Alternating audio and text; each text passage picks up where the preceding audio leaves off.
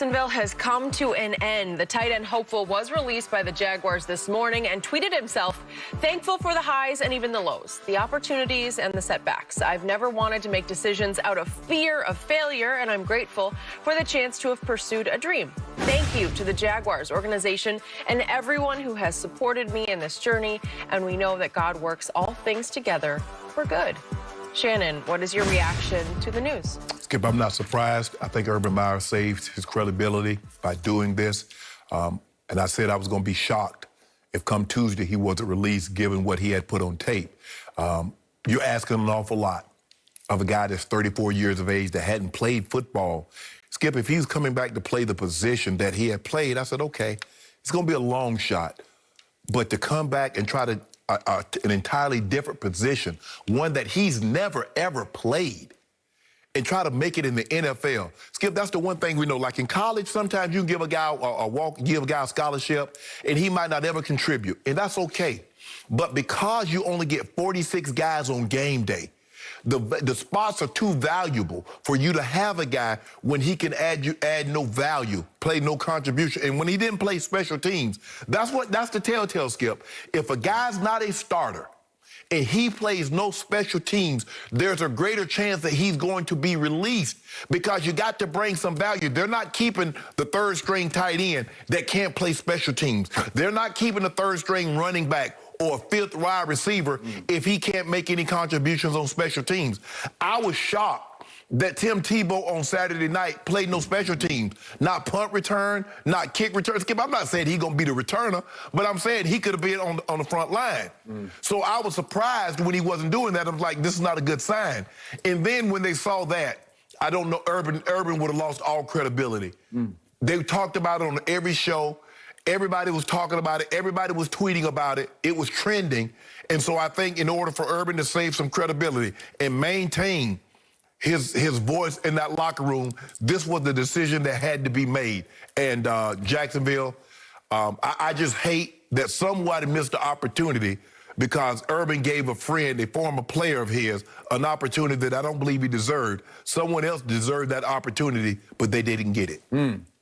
Yet I will remind you, you have said every time we've ever discussed Tim Tebow, he will make the roster because of Urban Meyer. You said it yesterday. I did. Any other tight end would be cut, you said, off of the block that he missed that I didn't think he actually missed. I thought the other block that you showed, that was worse because that was half-hearted to me, and that was, I'm lost. I'm not sure where to turn my head. Should I go into the second level and get the linebacker, or should I, and he just sort of half-heartedly touch the defensive end. Okay, so I get that second block, and yet you were on record from the start that Urban Meyer will make sure he's on the roster. So I want to say I am shocked over this and that I was wrong about this because I thought from the start Urban would have a special under wraps package for him, that he would use him the way he did back to Tim's freshman year. I know it was a long time ago, and he's now 34 years of age, and that would be back when he was 19 years of age. With Chris Leak as the starting quarterback, Tim was in a package of jump passes and wildcat packages where he would run with the ball on goal line or short yardage. And he scored a lot of touchdowns as a freshman, and he made a lot of first downs as a freshman. And that's the kind of role that I think Rex Ryan wanted to use him in New York, and it never quite materialized with Mark Sanchez. They never could figure out how to do it. So that was the end of him. So now Tim's resume will show basically in 2011, when that team, your Denver Broncos, was 1-4, he was given a chance to sort of sink or swim, and I think John Elway, who had just taken over the franchise, John Fox was the new head coach in place of Josh McDaniels, who actually drafted Tim Tebow 25th overall, bottom of first round. At 1-4 that next year, after Josh had been fired, Josh got himself fired over what happened in London. Well, Josh got fired in 202010. But I'm saying this year before. John Fox took over in 2011, Okay, so this is 2011, and they go 1-4 with Kyle Orton as the starting quarterback.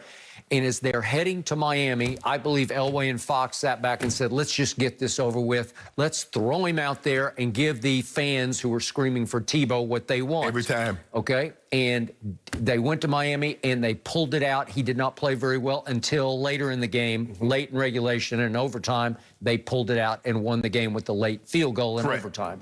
And then here we went, and you know what happened. They got on a roll. They led the league in rushing thanks to Willis McGahee and Tebow's ball handling, and they ran what Tebow ran in college. They did a really nice job of switching in midstream. And here they went, and he almost made the Pro Bowl that year, but they won the division. And then they beat Ben Roethlisberger, Mike Tomlin in a playoff game. He threw the pass to Demaryius Thomas, and that's it. That's going to be his resume, because then they went to New England for their second playoff game and got wiped off the face of the earth by the Patriots. It was a big Aaron Hernandez game. That was where they used Aaron Hernandez as the H-back. They sorted Tebow with him. He lined up next to Brady much of the night. And they're handing him the ball and flipping him the ball, and he ran them off the field. You remember. And Tebow got the you-know-what kicked out of him in that game. So that's going to be his resume now in pro football. So this year, I thought that there's no way, and you echoed this, that Urban would even bring him to camp and humiliate him or put him in a position to be humiliated unless he had already decided, I'm going to save a spot for him to be a designated scorer or first down getter in a package. Why not just go ahead and use him in the role that you envisioned that Urban was going to use him as? Why put him in a tight end situation? Because that was crazy. I said from the start, there is no way. It's not his skill set. He's never caught the ball under pressure in a game. He's never had to block for anybody. And he's never had to block. So you're asking him to do two things he had never done as a football player. And obviously, he was a great college football player, but he never did any of this. In high school in Jacksonville, he never did any of this. I doubt he did any of it in Pee Wee football, No, he's probably been a quarterback his whole life. I'm pretty sure he's been a quarterback his whole life. So I'm dumbfounded, and I'm with you. The key was, the telltale on Saturday evening was, he didn't play one special teams. I thought he would have to say, I'll show you guys, I'm willing to punt cover, kickoff cover, I don't know, just something. I'll block on field goals and extra points. I don't know. Don't you have to do something? He had 16 snaps with 0 special teams, not a good sign. Because normally you have 16 special team snaps, because you punt, they kick off, you kick off. You're on all those, because that's what I did, Skip. Even though I wasn't playing a whole lot offensively, I was on all the special teams. So now I get an opportunity to go in the game. It's like, okay, let's see what he will play special teams. This is when you were a 7th round draft pick. I was a 7th round draft pick. So, and how many players were in camp when you got there? Well, my year was the first year that they were allowed to only bring 80. Okay. Some of those years, you can bring 100, you can bring 120. The Cowboys had 110 a couple times. You were only allowed to bring 80. And so we had, obviously they had the 3 amigos. We had like 7, 8 wide receivers. But I was really the only one that could play all the special teams. Vernon Turner, who we came in together, he was a return guy, so he could play the punt return, kick return. But running down on kickoff, I was on the front line, I was in L3. So I was like, okay. It's like, Dan's like, you're big enough, you could play special teams. I want you to okay, I'm trying to, Skip, whatever if the head coach comes to you and says, look, I want you to try special teams. They're playing no special, I didn't play special teams since high school. And I was the long snapper. That was the only special teams that I played. But it was an opportunity for me to make the team. My only thing with Urban, if you're going to use him in a role, why make him try for another role that you know he's not going to be able to do? I don't know. And yet they completely defused and derailed Tebow mania by no interviews. Tebow did 0 interviews. And they kept him down, tied for 4th on the depth chart with 2 other guys. So there are 3 guys ahead of him, and then there are 3 guys listed as 4th on the depth chart. So no, it never escalated. It never took off. But I'm going to assume that the one route that looked like was called for him, or at least he had a chance to be the receiver, and you pointed out as we looked at it yesterday, somebody ran somebody broke off their route the wrong direction, and Tebow sat down where he shouldn't have sat down. Something happened where Urban sat back and said, well, he can't even figure out how to adjust his route, And